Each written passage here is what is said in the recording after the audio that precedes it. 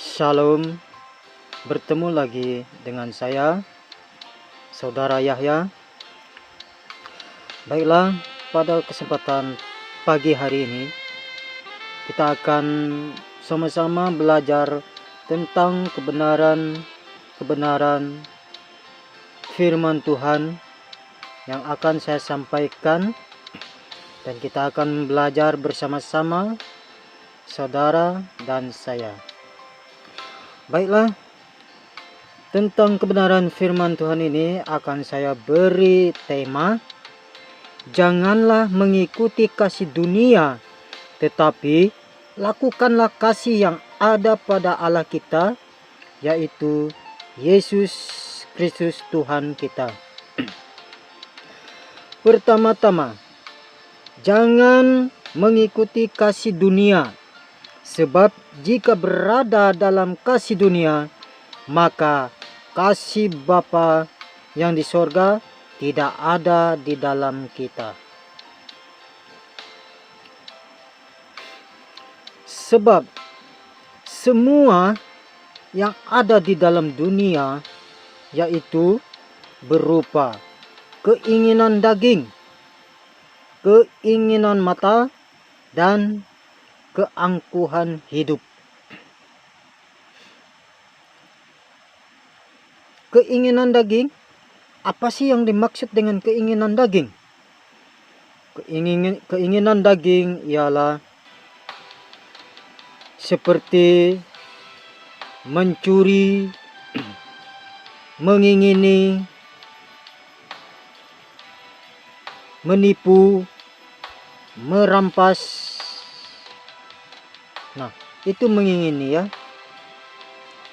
Mengingini, keinginan daging. Inilah keinginan daging. Kemudian tentang keinginan mata. Keinginan mata bisa saja kita pakai mata kita untuk memperhatikan tubuh seseorang akan tidak dengan secara langsung kita rasa ingin atau mengingini, apalagi berpenampilan cara berpakaian yang mencolok negatifnya, ya, yang mencolok negatifnya. Kemudian keangkuhan hidup. Seperti apa itu keangkuhan hidup? Keangkuhan hidup ialah yang mana terdapat dalam pikiran kita mengandung ada kesombongan, kemudian mengandung di dalam hati kita egois, kemudian serta tinggi hati, tinggi hati. Nah, apabila kita di luar kasih Kristus, bahkan kita berada dalam posisi mengasihi dunia atau bersahabat dengan dunia, tentu keinginan daging, keinginan mata, serta keangkuhan hidup kita akan berasa baik-baik saja dan merasa senang saat kita melakukan keinginan daging, keinginan mata, juga keangkuhan hidup ini. Kita akan merasa senang karena kita hanya merasakan diri kita saja yang bahagia, ya. Tetapi kita sudah merugikan orang-orang di sana. Kita hanya menguntungkan diri kita sendiri, mementingkan kita diri sendiri, tetapi orang lain kita rugikan. Nah, inilah kasih dunia. Nah,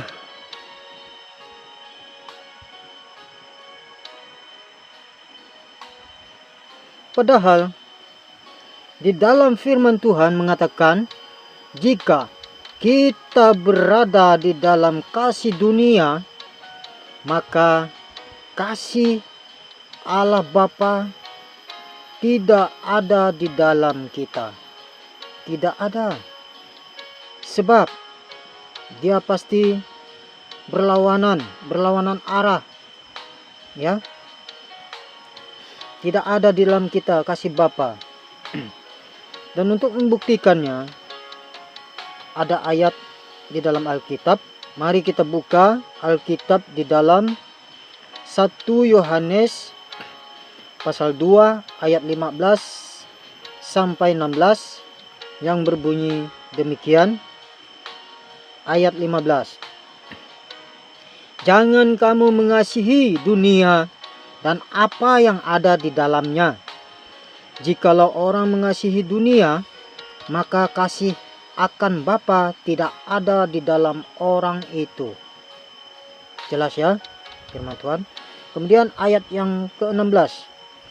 Sebab semua yang ada di dalam dunia, yaitu keinginan daging dan keinginan mata serta keangkuhan hidup, bukanlah berasal dari Bapa, melainkan dari dunia. Ya. Sudah jelas ini firman Tuhan mengatakannya dan menjelaskannya. Nah, sudah jelas firman Tuhan menjelaskan kepada kita tentang kasih dunia. Dan untuk itu, bagaimana sih kasih Allah? Dan mari kita mencari tahu bagaimana itu kasih Allah, yaitu Yesus Kristus Tuhan kita, ya. Perlu kita ketahui bahwa kasih yang berasal dari Allah Bapa ialah yang pertama. Kasih yang berasal dari Allah Bapa ialah yang pertama, sabar, bermurah hati, tidak cemburu, tidak memegahkan diri. Ya, tidak memegahkan diri dan tidak sombong. Tidak sombong ya, tidak sombong. Kemudian yang kedua, dan orang yang mengenal kasih Allah, orangnya pasti bersikap sopan. Ya, orangnya pasti bersikap sopan. Orangnya pasti ramah tamah, dan tidak menyimpan kesalahan orang lain. Ya, dia tidak pemarah. Ya, ini orang-orang yang mengenal kasih Allah Bapa. Ya, itu ciri-cirinya. Ini adalah buah perbuatan dari kasih Allah Bapa. Baiklah saudara-saudari, nah inilah kasih yang berasal dari Allah kita. Bagaimana? Apakah di dalam diri kita ini ada mengandung kasih Allah di dalam diri kita? Apakah ada? Jika tidak ada kasih Allah di dalam diri kita, artinya kita sedang dalam posisi berada pada kasihnya dunia. Ya, berada pada kasihnya dunia. Nah, mari kita lihat kasih Allah itu di dalam kitab. Mari kita buka Alkitab kita di dalam 1 Korintus pasal 13 ayat 4 sampai 5. Dan ayat ini saya minta supaya bapak-bapak atau ibu-ibu, saudara-saudari untuk membuka sendiri di rumah pribadi ya, dan untuk melihat dan membuktikan ayat ini ya. Dan kita sambil belajar bersama-sama di dalam ayat ini. Nah, dan Tuhan Allah mengharuskan kita untuk melakukan kedua hukum kasih yang Tuhan Allah perintahkan kepada kita. yaitu apa itu perintah yang Tuhan haruskan untuk kita lakukan. Nah, untuk kita membuktikan, mari kita buka di dalam kitab Injil Markus pasal 12 ayat 30 sampai 31. Ya, Injil Markus pasal 12 ayat 30 sampai 31 yang berbunyi demikian. Pasal 30 yang berbunyi, kasihilah Tuhan Allahmu dengan segenap hatimu dan dengan segenap jiwamu dan dengan segenap akal budimu dan dengan segenap kekuatanmu. Ini hukum kasih yang pertama. Dan ayat yang ke-31 untuk menjelaskan hukum kasih yang kedua. Bunyinya seperti ini. Dan hukum yang kedua ialah, kasihilah sesamamu manusia seperti dirimu sendiri. Tidak ada hukum lain yang lebih utama daripada kedua hukum ini. Nah, Tuhan menekankan supaya kita kasihilah Allahmu dengan kekuatan akal budimu, dengan segenap hatimu, dengan segenap jiwamu, dan dengan segenap kekuatanmu. Juga Tuhan mengharuskan untuk kita saling mengasihi satu dengan yang lain. Kasihilah sesamamu manusia seperti kamu mengasihi dirimu sendiri. Nah, perlu kita ketahui bagaimana sih caranya mengasihi diri sendiri? Apa sih itu? Nah, tentu kita tahu kita tidak mau tubuh kita ini disakiti. Kita tidak mau tubuh ini kita rusaki. Kita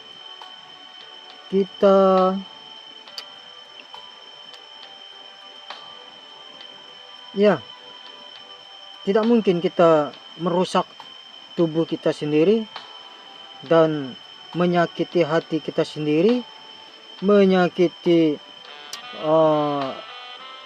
pikiran kita diri sendiri. Tidak mungkin. Ya, begitu juga dengan orang lain. Begitu juga dengan orang lain.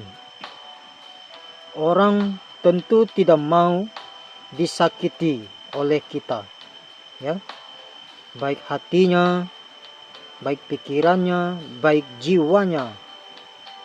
Dia tidak terima disakiti oleh kita, atau orang menyakiti diri kita sendiri, atau kita menyakiti diri kita sendiri. Tidak mungkin, ya. Nah, karena kasih tidak berbuat jahat terhadap sesama manusia. Oleh sebab itu, kasih disebut kegenapan hukum Taurat, ya. Ya. Kedua hukum kasih yang Tuhan tentukan tadi supaya kita lakukan, ini adalah kasih yang tidak berbuat jahat, ya. Dan kasih ini adalah kegenapan hukum Taurat. Nah, dan hukum Taurat itu perlu kita ketahui,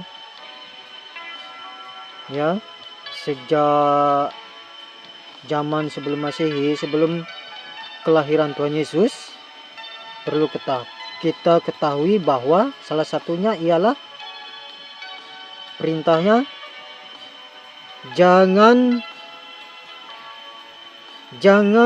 mencuri, jangan berzina, jangan mengingini dari orang lain.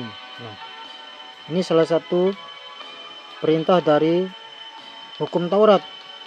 Tetapi berbeda tadi, kasih yang Allah tegaskan supaya kita lakukan itu itu ya maksudnya sama, tetapi dia perintahkan kasihilah sesamamu manusia seperti kamu mengasihi dirimu sendiri. Ya, sudah saya jelaskan tadi ya.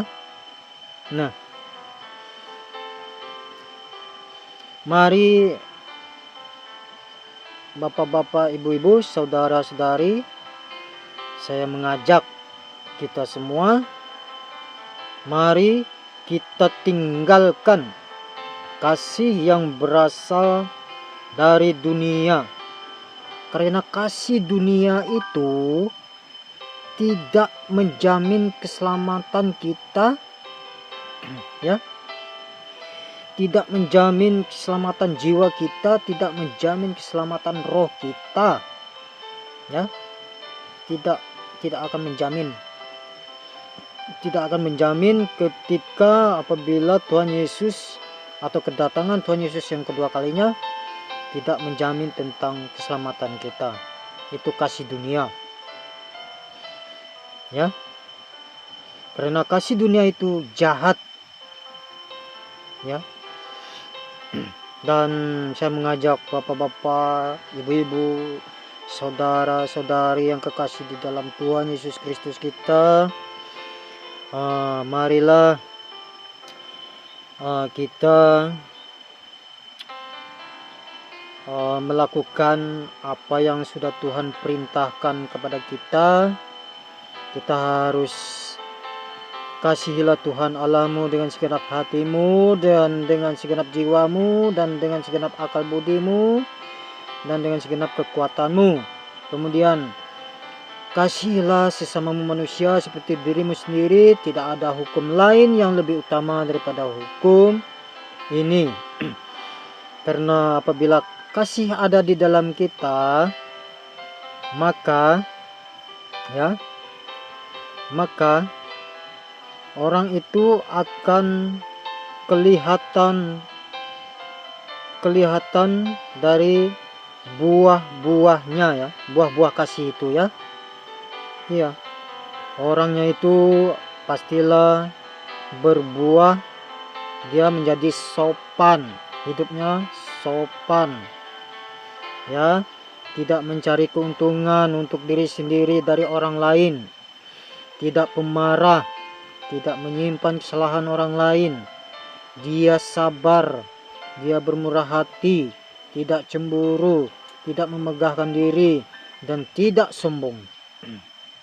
Ya, ini buah-buah roh, buah-buah dari perbuatan kasih yang Tuhan sudah jelaskan dari kedua hukum kasih.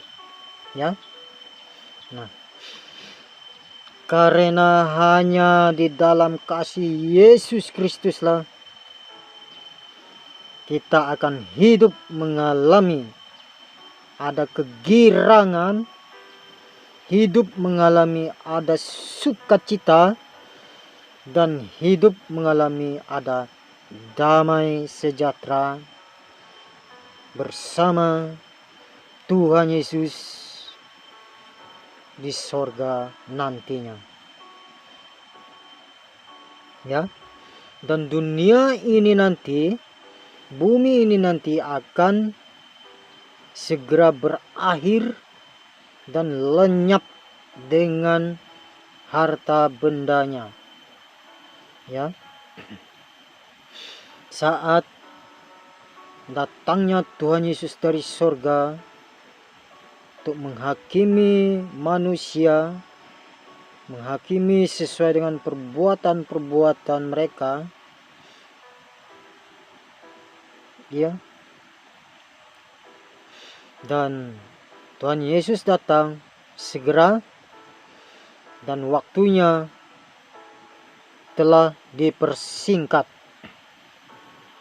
Jadi kita perlu hati-hati, mempersiapkan diri lebih terdahulu, bersungguh-sungguhlah hidup di dalam Tuhan Yesus Kristus Allah kita.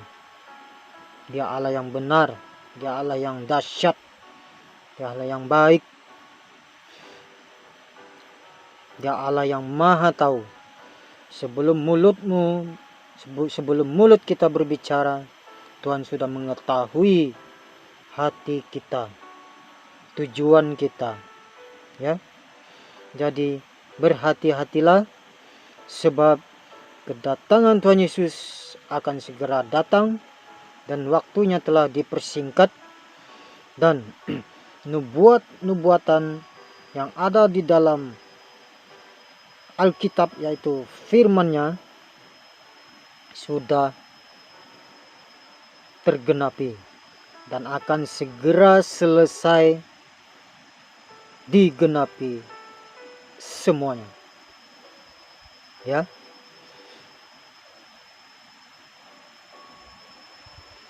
Baiklah Bapak-bapak dan Ibu-ibu, saudara-saudari yang kekasih di dalam Tuhan Yesus Kristus kita. Dan inilah renungan yang saya sampaikan pada pagi hari ini. Dan renungan ini biarlah dapat menjadi berkat kepada saya, saudara, dan orang-orang yang ada di sana. Dan firman ini dapat merubah pola pikir kita bahwa hidup di dunia ini hanya sementara, ya. Tuhan Yesus memberkati saudara dan saya. Amin.